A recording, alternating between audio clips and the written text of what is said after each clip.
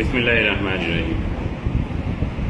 आज हम एक और अहम मौजू पे बात करेंगे और बहुत से वालिदैन इस परेशानी के बल का शिकार रहते हैं कि बच्चों को कौन सा दूध इस्तेमाल करवाएं।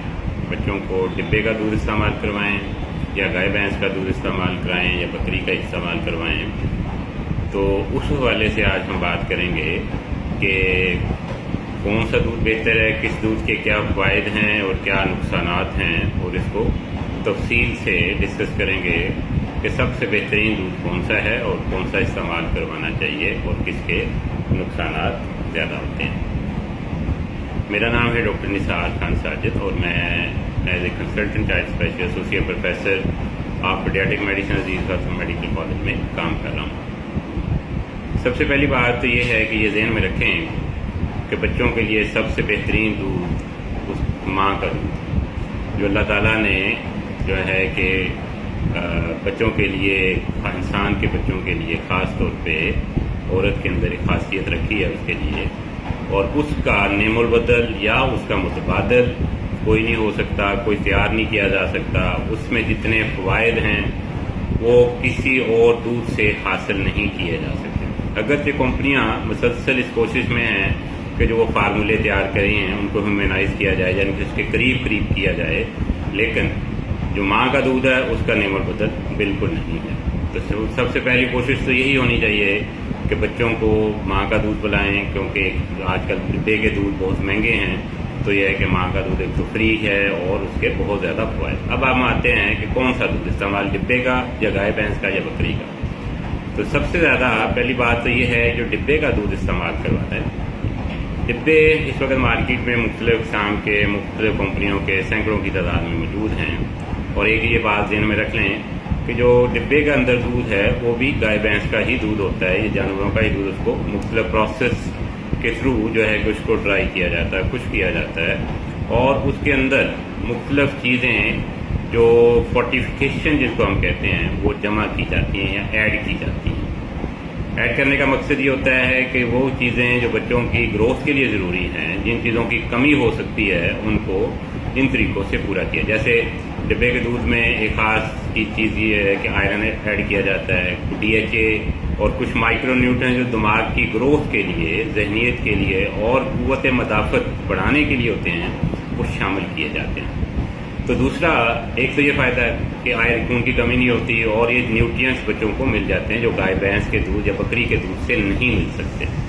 और फिर दूसरा ये है कि हर वक्त जो है ना कि आपका जो मसाइल हैं गाय भैंस के दूध के साथ वो डिब्बे के दूध के साथ नहीं होते। उसमें क्या है कि उसकी खालिश भी है कि नहीं, उसके अंदर कोई चीज़ मिक्स तो नहीं, ऐसी केमिकल तो मिक्स नहीं किया हुआ, दूसरी चीज़ें मिक्स तो नहीं की हुई, तो आसानी होती है कि आप आसानी के साथ। और यह कि डिब्बे का दूध खास तौर पे कम से कम जो है वो पहला 1 साल कोशिश करनी चाहिए कि अगर इस्तेमाल करें, अफोर्ड कर सकते हैं तो फिर डिब्बे का दूध ही इस्तेमाल करें। और जब उसको ये कि जब ठोस ग़िज़ा खाने का वक्त है 4 माह के बाद 6 माह की उम्र में, तो उस वक्त ठोस ग़िज़ा का आगाज़ कर दिया जाए। तो सबसे फ़ायदा तो ये है कि एक तो दूध खालिश है, उसमें बहुत से न्यूट्रिएंट्स जो बच्चों को चाहिए वो मिल जाते हैं और उन चीज़ों की कमी नहीं हो पाती। हाँ, कुछ नुकसानात भी होते हैं क्योंकि आर्टिफिशियल चीज़ें ऐडी होती हैं, तो बाज़ का ये बच्चे बाज़ का मोटापे का शिकार होते हैं, कुछ एलर्जी का। लेकिन जो दूध की एलर्जी है वो गाय भैंस के दूध में हो तो इससे भी, डिब्बे के दूध से भी हो, उनके लिए स्पेशल फार्मूला होता है जो तैयार किया जाता है जिसमें गाय की एलर्जी या दूध की एलर्जी जो है उससे बचाव मुमकिन होता है। तो सबसे पहली जो है वो तो यह है कि आप डिब्बे का दूध इस्तेमाल करें। हाँ, अगर आप मजबूरी है कि आप गाय भैंस का दूध इस्तेमाल करें, महंगा है, अफोर्ड नहीं कर सकते, कुछ और माँ का दूध नहीं आया उस वजह से है, तो फिर आप गाय भैंस का दूध, लेकिन उसमें भी कोशिश करें कि उसको अगर 1 साल के बाद ही या 6 माह की उम्र के बाद जो है कि ठोस ग़िज़ा की सूरत में मुख्तलिफ चीज़ें उसमें तैयार करके दी जा सकें तो दी जाए। उसकी वजह क्या है?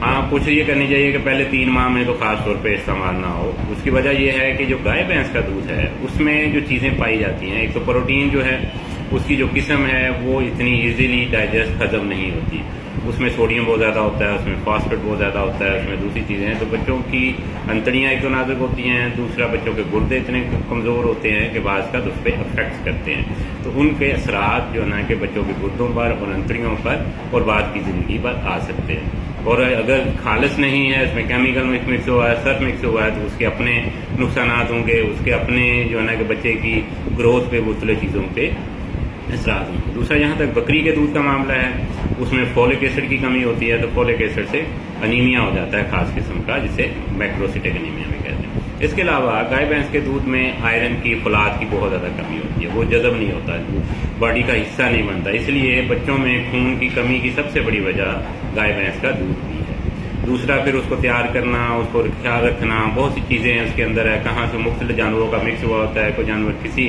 بیماری کا شکار ہے، کسی کو جب انجیکشن لگائے ہوئے ہیں، تو مختلف مسائل۔ تو حد الوسع کوشش کرنی چاہیے کہ پہلے تو ہم ماں کا دودھ استعمال کریں، نہیں کروا سکتے تو ڈبے کا نہیں کروا سکتے، ہمارے مجبوری کہ اب ظاہر بچے کو دینا تو ہے تو آپ دے سکتے ہیں۔ کوشش کریں کہ پہلے 2 ماہ کے بعد پانی جو ہے نا کہ دودھ میں مکس نہ کریں، پتلا نہ کریں، اور اس کے بعد بچوں کو خالص دودھ جیسے بنانے کا طریقہ ہے اس کے مطابق استعمال کریں۔ اور پھر وقت کوشش کریں کہ جب گائے بھینس کا دودھ استعمال کر رہے ہیں تو 6 ماہ کے بعد کوشش کریں کہ بچے کی ٹھوس غذا کو بہتر کریں، اس میں مختلف چیزیں جس کے ساتھ آئرن کی کمی اور مختلف جو چیزیں جو قوت مدافعت پورا کرتی ہیں ان کو نہ ایڈ کیا جائے، یعنی بیلنس ڈائٹ ہو جائے، اس میں کاربوہائیڈریٹ، پروٹین، دوسری چیزیں جو ہیں اس کے اندر شامل کی جا سکیں، تو وہ جلدی اس پہ کنورٹ کر لیں اور ان چیزوں پہ لگائیں تاکہ اس کی وجہ سے جو کمیاں ہوتی ہیں تو وہ پوری ہو سکے۔